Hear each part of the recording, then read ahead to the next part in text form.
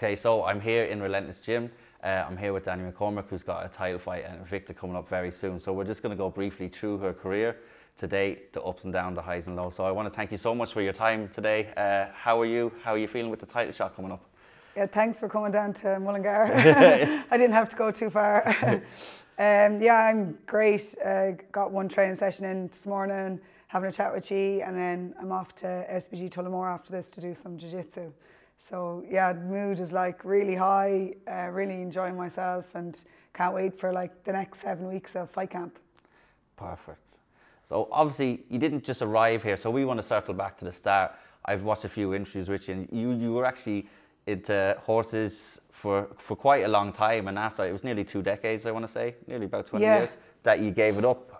How was that, being involved in something for so long, having to give it up? Like, what was that like, and then how did you transition into MMA?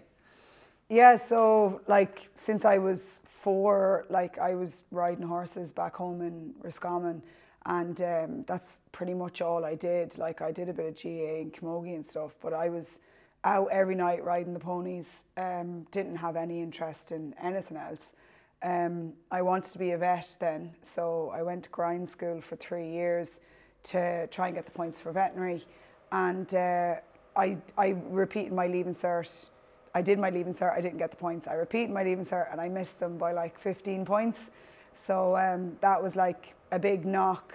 I suppose that my first like real knock in my life back then when I didn't get those points, and I decided I was going to go to the Curragh and ride out in the horse racing industry. I was already working in racing yards at that point. So like, you know, you start off riding ponies, you do a bit of show jumping, a bit of hunting, and then you just keep developing, I suppose, if you're good enough. So like at the age of 15, 16, I was riding racehorses at weekends to make some money. And when I didn't get the points, I was 19, I didn't want to do anything else. I was really in a sulk, to be honest. Like I didn't put anything else on my CAO, and went off to the Curragh and worked for Desi Hughes for 6 years in horse racing. And yeah, I really thought when I went to the Curragh that I was going to make it as a female jockey. I don't think I had a clue what was ahead of me. I don't think I really realised what the level was, because I was riding out in Galway in the west of Ireland. But when you go to the east of Ireland, you go to the Curragh, you go to these big racing counties, you don't realise like even the level of the girls that were there, never mind the men. It was, and there's no such thing as female races. Well, there is female races, but there's like 10 a year. So you've got to be able to hang with the lads. It's not like fighting. So that went on for 6 years, but in the first 2 years, about 2 years in, I broke my pelvis, and my mother sat me down and said, "You got all these points in your leaving cert, and you're on the back of horses around the Curragh. Like you're not going to do that for the rest of your life. So I want you to go to college."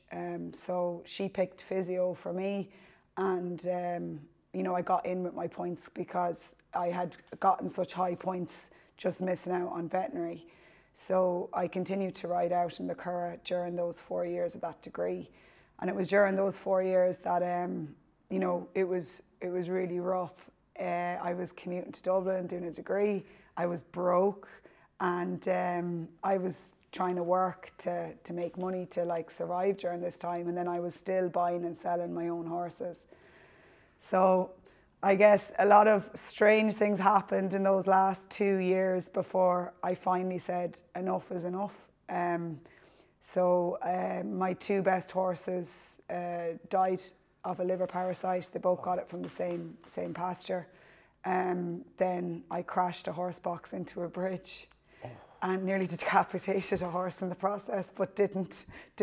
She survived. I also had a newborn foal who died of tetanus a few days later, and then I had a young lad living in my house from Dublin, who was from a really rough background, and he brought some people down from Dublin, and they robbed our house and took a load of cars and laptops and money and stuff. So all of these crazy things happened in a really short space of time in the Curragh. And as it was, I was already like kind of on tender hooks with the whole industry, and then I just didn't have any more energy left. You know, that was it. I was done. And yeah, it probably took a year after deciding I was done to actually get out of it, because I had to sell up, I had to rearrange my life. My whole life was around these horses. So the final year of my degree, that was the year it ended.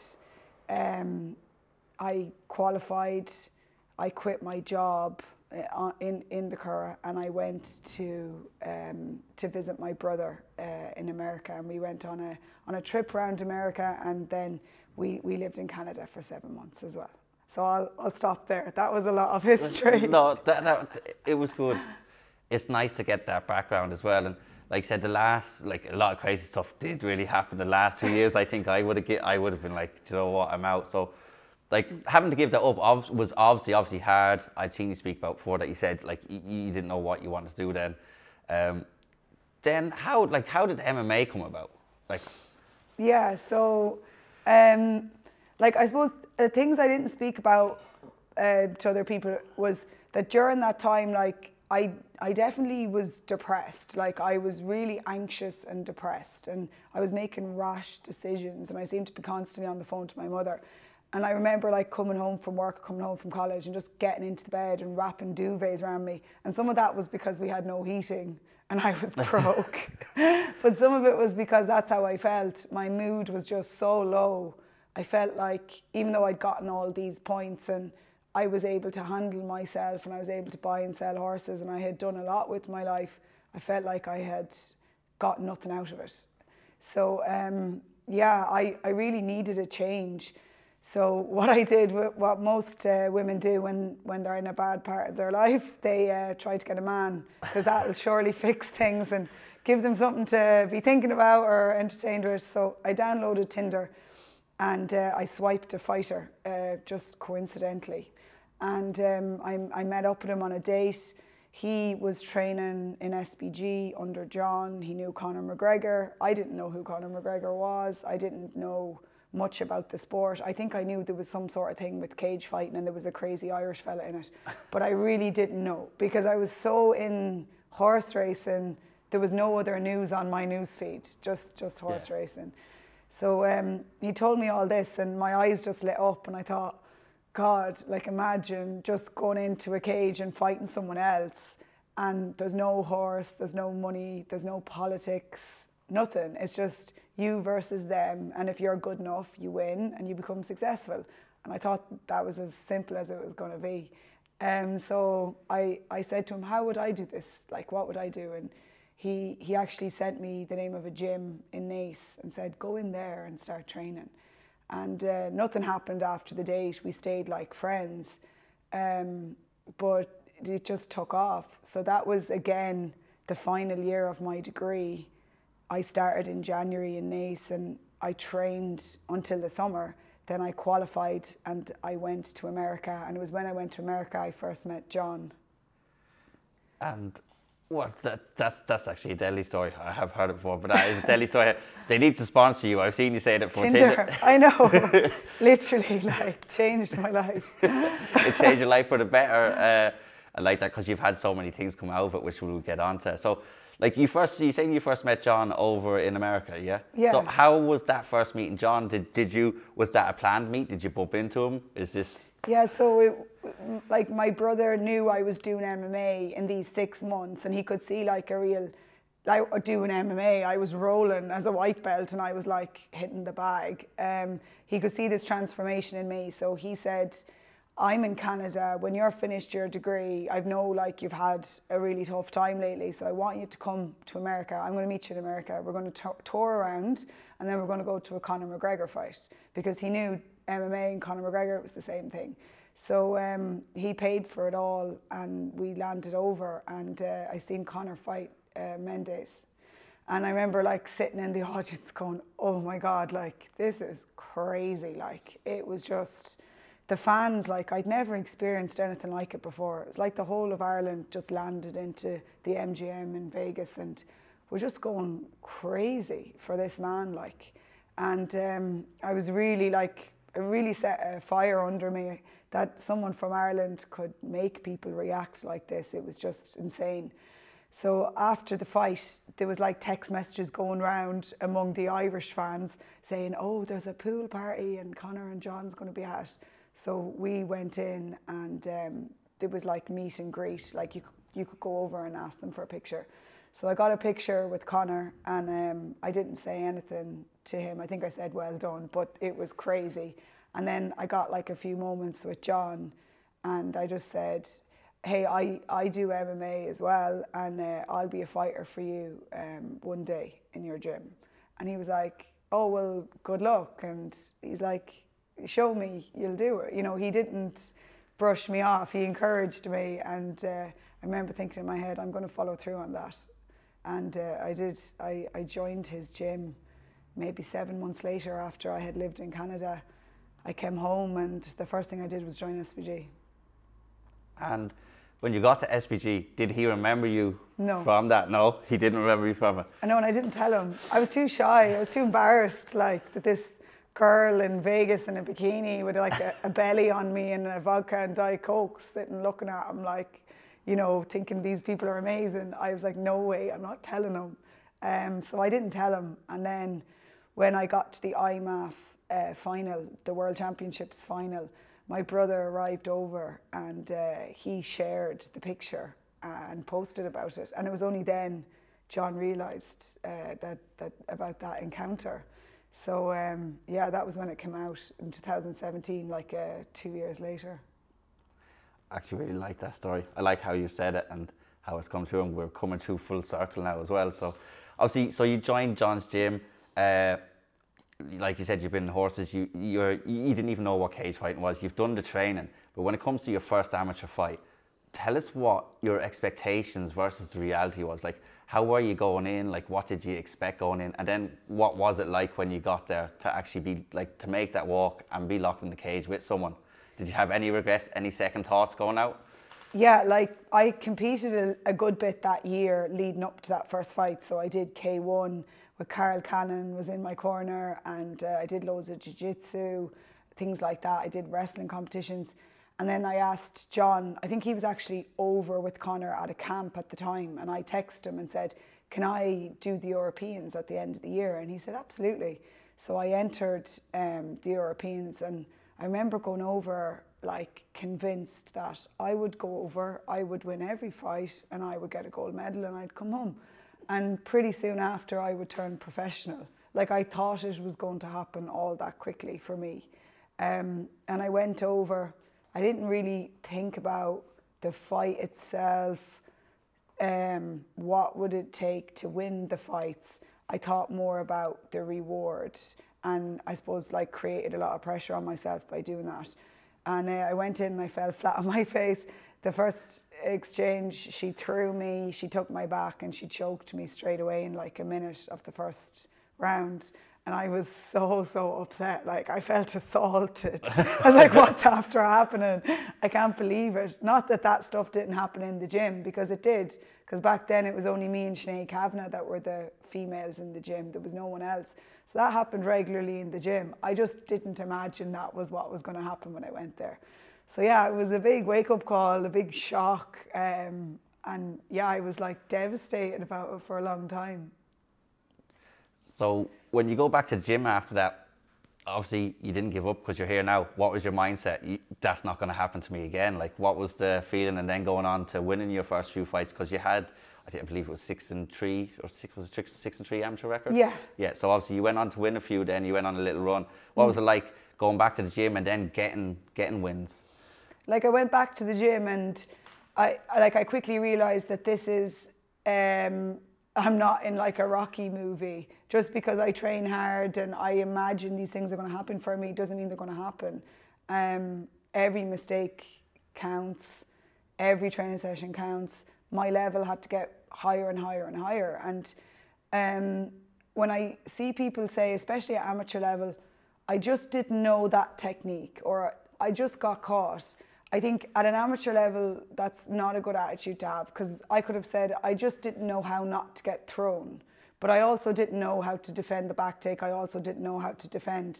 So that could have happened in lots of other scenarios. So yeah, I went back like a realist and said my level isn't there. I need to train really hard. I need to get better. And if I want this bad enough, then I have to push through this adversity. I like went and fought a Polish girl in March then, who had a good bit of experience and lost that fight too, but went in 3 rounds, gave a really good account of myself, and it was a really close fight. So after that then I went on a tear, and I started to win a lot, and that was great. But I still don't think back then I really knew what was happening. I think I was still constantly thinking about the future. I wasn't actually living in the moment fighting these girls. Yeah, so like you said, you were thinking about the reward, but not the steps, basically, to get to that reward, each kind of fight as it comes. Yeah, so exactly. You went on and you actually medalled then in the IMAF, so you got the silver. What did it feel like to actually win a medal, coming from everything you'd come from before and having to give up everything to starting this new career, and then getting a medal at like, it's the highest achievement in amateur, is to go to the IMAFs and medal. What was it like? Tell us about that feeling, tell us about the setup. Again, I went to the IMAFs the same way I went to the Europeans. I was like, I'm going to go over, I'm going to win every fight, I'm going to be the gold medalist. You know, I was convinced this is happening. And each day I won, I made weight, and I was like so stressed, because all I could think about was get to the end, just get across the finish line and get your gold medal and it'll be all fine. But like, my mind, I don't know where it was. I was in like a total haze over there. I was just, remember getting on that bus, thinking about fighting this girl, coming back on the bus. Like, my face was completely rearranged each fight. In the semi-final, I took like a massive cut from a clash of heads. I had something like 25 stitches in my head, and it was glued together.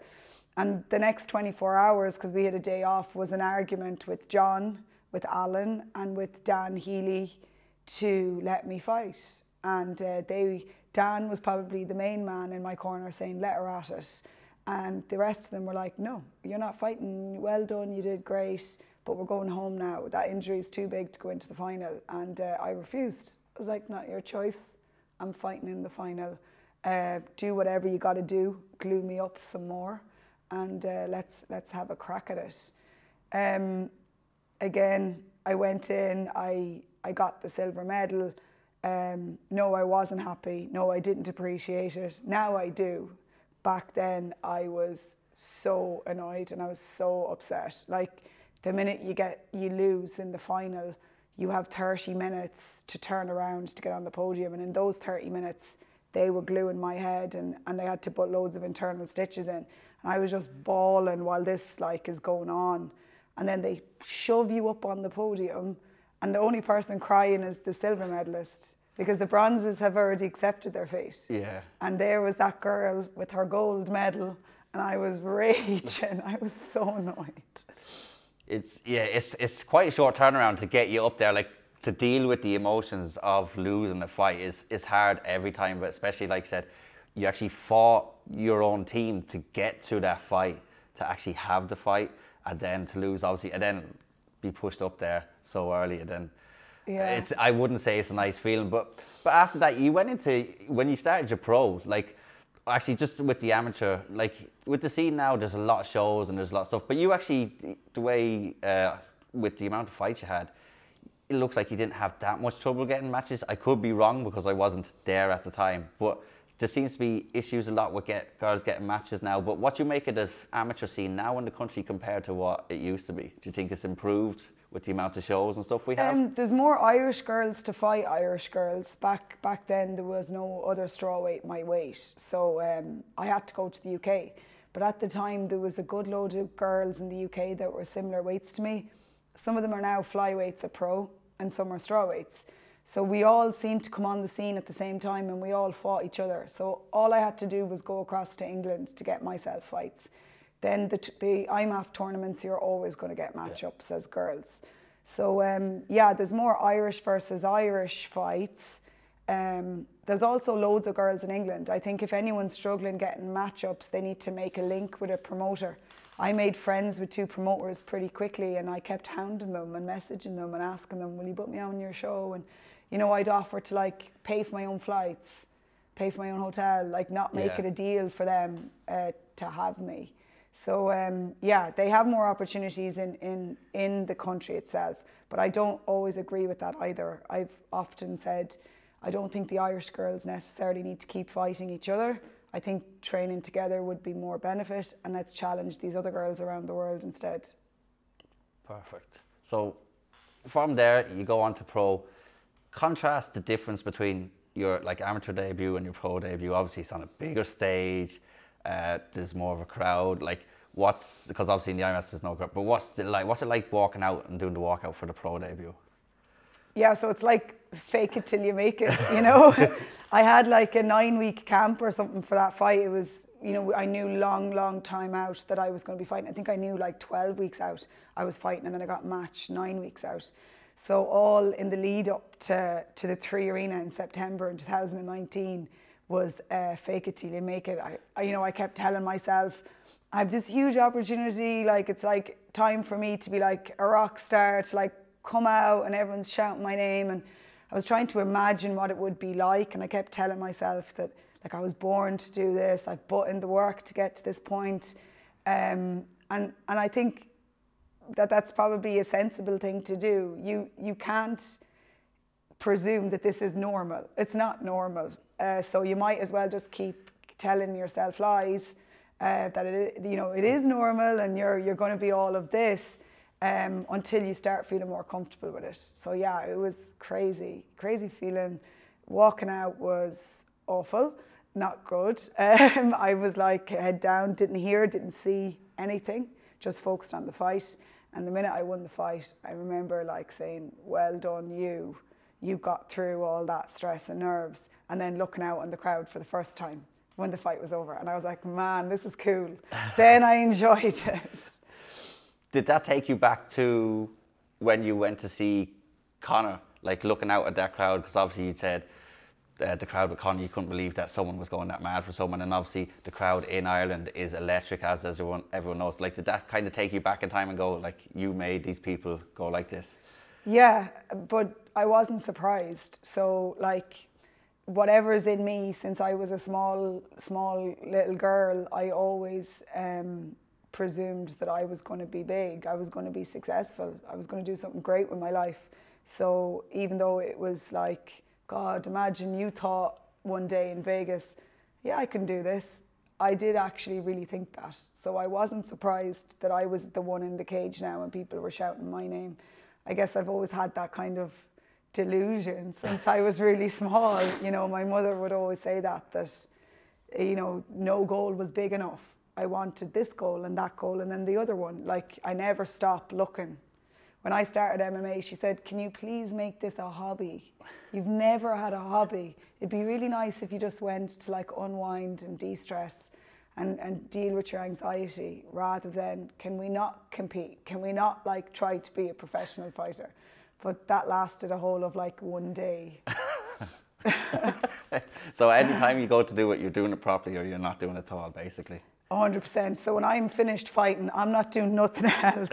Because, you know, I'll be like, even knitting, I'll be like, is there a knitting world championship?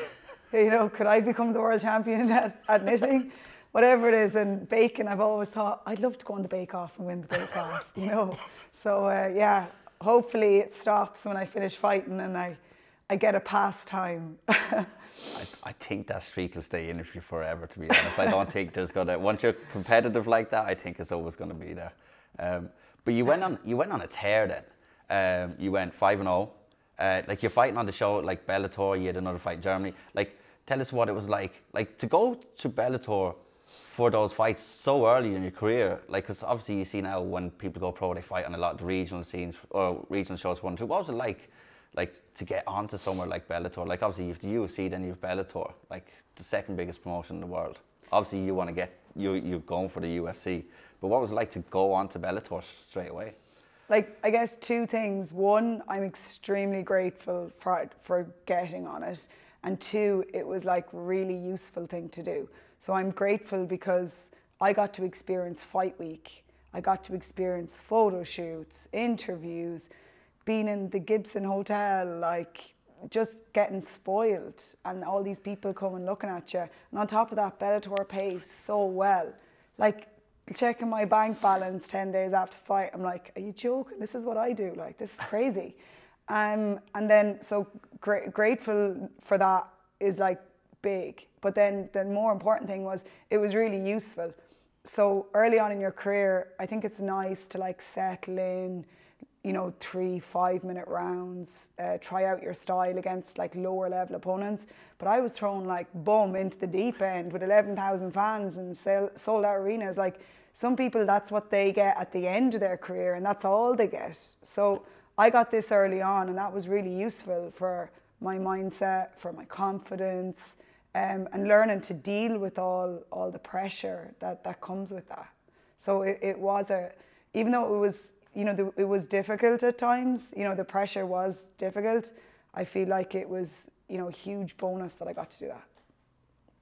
Yeah, because like you said, if on the regional scene you're not going to get that fight week, you're not going to get all that press, you're not going to get the photo shoots, all the media obligations and stuff that come with it. So, and then the walkout and stuff like that would probably be like a second part of someone's career. Like you said, they don't get it to the end, and that could startle them, or the nerves could get to them. But you were thrown straight in, you went 5-0, you were on an absolute tear, and then obviously the loss came in Dublin.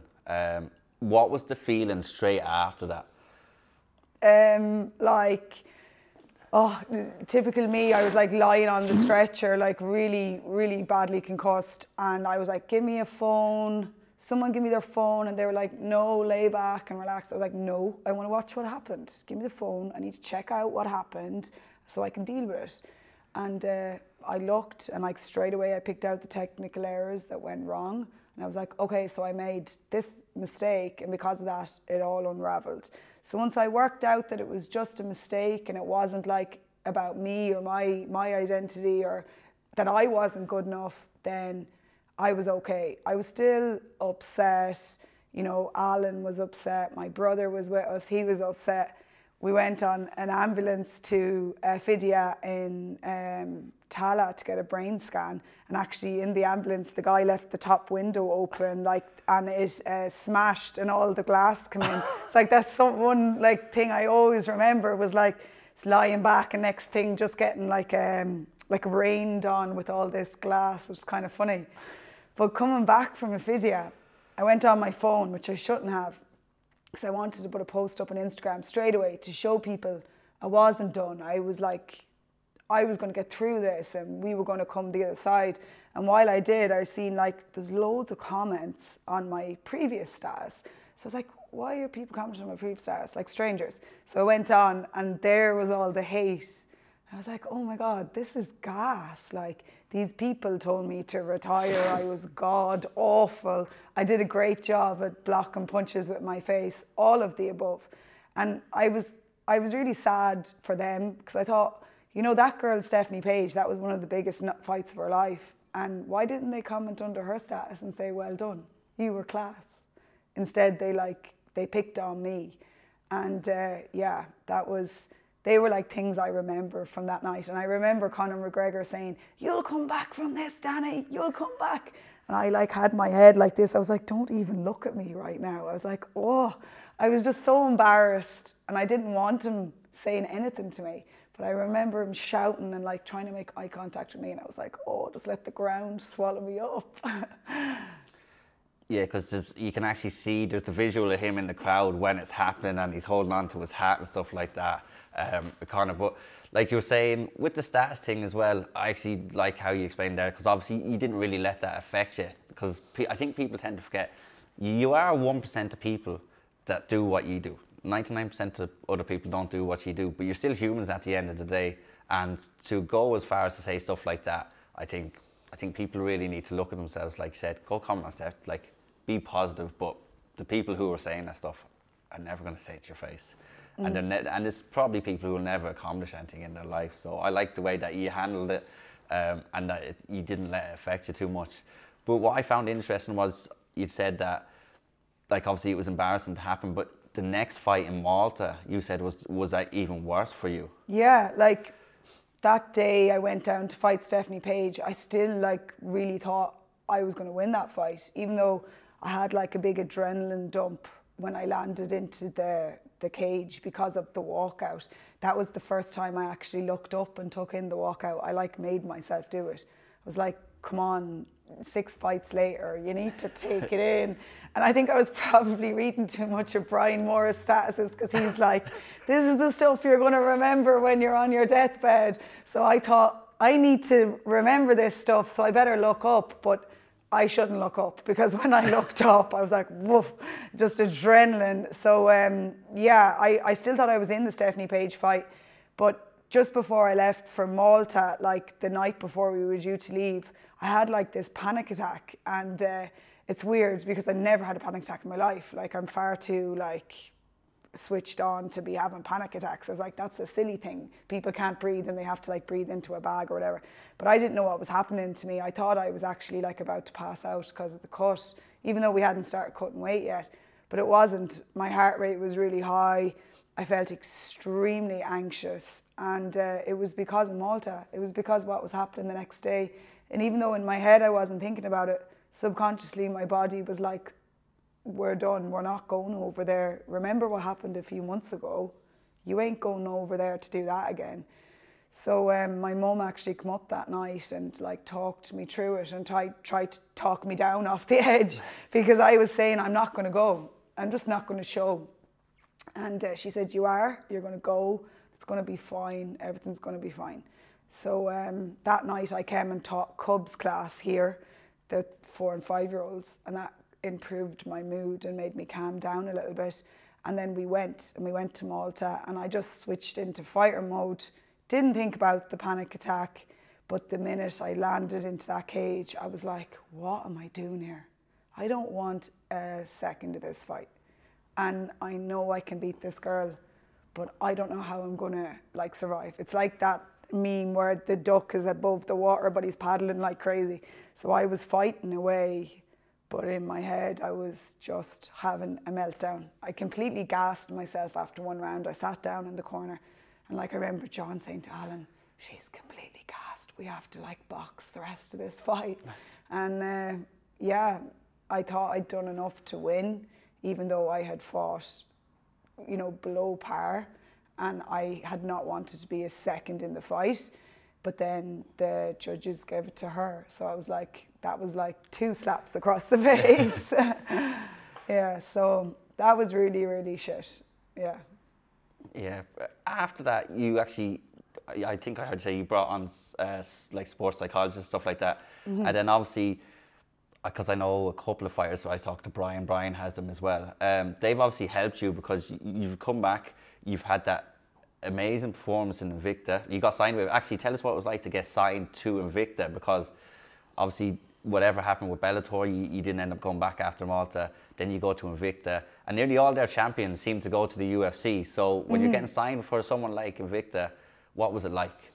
Like, first of all, I didn't get released from Bellator. Yeah. So Bellator couldn't get me on the September card, because I fought in July and they pulled the card up before I'd even fought. So that was kind of my own fault. You know, I wouldn't put that back on Bellator. And then when I wasn't fighting in September, I says, right, I have to turn this around. Like, I can't go until February, like this fight coming. If I had stayed with them, I can't wait till February. So I asked for a release, and they actually fought for me and tried to get me to stay, which was like so nice. I really like enjoyed that. And then my manager went about getting me in somewhere that would move me to the next level. So that was Kombacha, LFA, Invicta. So we sent out words to everyone, and Invicta jumped at it and said, yes, we're going to get you on our November show. And yeah, like it was really cool to fight for Invicta. At the time, I didn't care who I fought for. Yeah. Whoever said yes, I was going. But I wanted to become the champion of their promotion. But when I actually got over to Denver and experienced Invicta and their promotion, and they're totally different to Bellator, I really, really liked it. I felt like right at home with them. So I think it was a really good move for me to go to Invicta. Yeah, it is. It's a very good promotion. And like I said, where people go from there is usually onto the next level then as well. So yeah. It's mad now, because when I was looking up, and you said after the first couple of months you rolling, you were like, I'm going to be a world champion. And John also mentioned that you said you were going to be world champion way back when. How does it feel to come to this fight now coming up? And actually fighting for a world title. You know, back then, I wish I didn't think like that, because that wasn't useful. I put myself under so much pressure. I definitely didn't take in the journey, and I could have enjoyed myself more. Like now I think back, I'm like, I got a silver medal in the IMAFs. That's so cool. You couldn't have said that to me back then. Like, you know, I'd probably have hit you. So, yeah, now I'm so much more mature. I'm like, I'm finally ready for a world title fight. I definitely wasn't ready. When you want something so badly and you think you need it to make you feel whole, you shouldn't get it. You shouldn't get an opportunity. Like after that fight in Invicta, after working with the psychologists, after working with the mindset guy, I felt whole. Like even before I won the fight in Invicta, backstage when I was warming up to go out for the fight, I felt whole. I made it. I can do this without feeling stress and anxiety, and I'm enjoying myself. I have made it. Now I'm finally ready to go for something big like a world title. But if you're trying to get that to like make that a part of your identity, and you know, people think of Danni McCormack as a world champion, that ain't gonna fill that hole. You think it is, but I don't think it will. So yeah, now I'm ready to fight for a world title, and it just feels so cool that I'm getting that opportunity. And we can't wait to see you come back with that gold, with the world title. So I'm just going to ask you a couple more questions. Just obviously you have the gym here. How long ago did you start the gym? You obviously coach the cadets over. What's it like working with the kids and bringing them over to competitions? Yeah, so the gym was Alan, not me. I don't even know what year he started the gym. Jesus, I should find out. I think it was 2016, because that's what we have on our email address, so that kind of makes sense then. But yeah, maybe he started in 2016. We met in 2017 in like February. So we already had the gym going a year. It was just Muay Thai. It was in a totally different premises. Then I met him in February. I didn't start coaching till probably 2018. I started doing a bit of coaching for him, and then I quit my job in 2020, and then we really made a go at it. So brought in jiu-jitsu and wrestling into the program and moved to this premises on our own, because Alan was a part of a different gym at the time. So we took on this place, even though it's like quite expensive with rent, and I quit my job, and we just took a chance. So we've got 2 floors here, and we've got 150 kids, and we're so passionate about the kids. Like we're obviously passionate about adults staying healthy and fit and all that as well.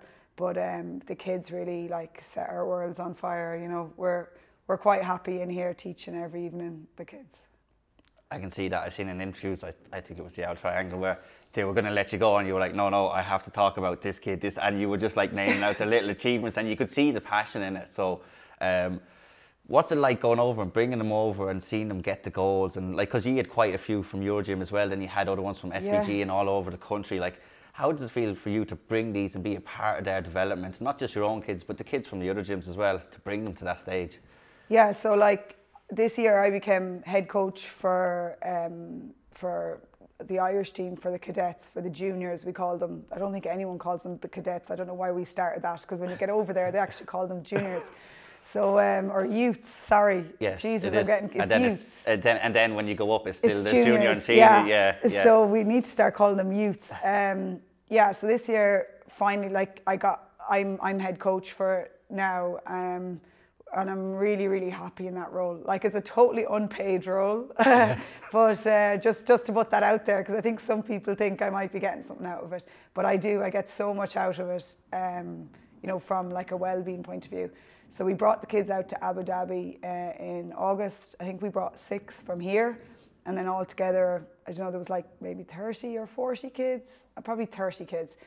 And yeah, it was a really amazing experience, because when I think about stress that I've had fighting, it's so cool to see 12 and 13-year-olds going in to an IMAF tournament and like taking it all in their stride. Like, you get really motivated by it, and you feel so proud of them. Like, you're like, how are you doing this? Like, we got 2 gold medalists from this gym, and it was just insane. Like, I was just admire them so much. They were both in the 12 to 13-year-old category. It was just insane. And then we had another girl as well who lost 2 fights, but then because of round robin, she went out and she like stopped a girl with leg kicks. And I remember like seeing her face, and she was like, yes, like, thank God, like, I came all this way and I finally got something out of it. And yeah, it means more than me fighting. It does. And I know that like might sound strange, but when you see little people doing crazy things, you just feel like so happy inside. Like, it makes you very fulfilled. Yeah, and I believe you had record-breaking year with the amount of medals you brought back. I think you were breaking records with the amount of medals that they were bringing in as well. So yeah, I don't think that's like publicized as much, because people like put the youths aside as if like they're not really a thing. But like, yeah, we were the most medal bringing Irish team ever. That youth team was, which is crazy, because they do have a lot of people in their categories. They are fighting Russia, Tajikistan, Ukraine, whoever. They weren't fighting Russia last year because they weren't in the tournament. But we're fighting all the same people. Just because they're under 18s, I don't think they like necessarily get enough respect for that. No, well, hopefully they will. They will keep going forward. They'll get more. But I'm going to ask you one more question. I'm going to let you go. If you wanted to be remembered for anything after fighting, like as for your legacy or even as a person, what would you want to be remembered for? If they could say one word or one phrase about Danni. God, one word or one phrase. Like, God, honest, direct, genuine, like, I care. Like, I want people to know that, like, I care, and I'm really passionate about the sport, and I'm really passionate about the kids, and that I always try my best. And I suppose one more thing is that this isn't easy for me. I think people think fighters are like these different set of people that don't feel the same things that other people. But this has been hard. And from a mental health point of view, it's been really hard, but it's also been the best thing I've ever done. So anyone out there that thinks, oh, she can do it, but I'd never be able to do it, I want you to know that this was really hard, and I hope I come full circle, and at the end I become a world champion in Invicta in a few weeks' time. But if I don't, I still want people to know that I tried. I've done everything I possibly can to get to this point, and I'm not done yet. I'm going to keep going, and I'm going to see where this brings me. Perfect. Yeah, I think people don't realise, like I said earlier, your fighters, you go through all the emotions on a bigger stage as well, so that must be difficult to deal with. I want to thank you so much for your time. It's been an absolute pleasure. Thank you. Thanks very much.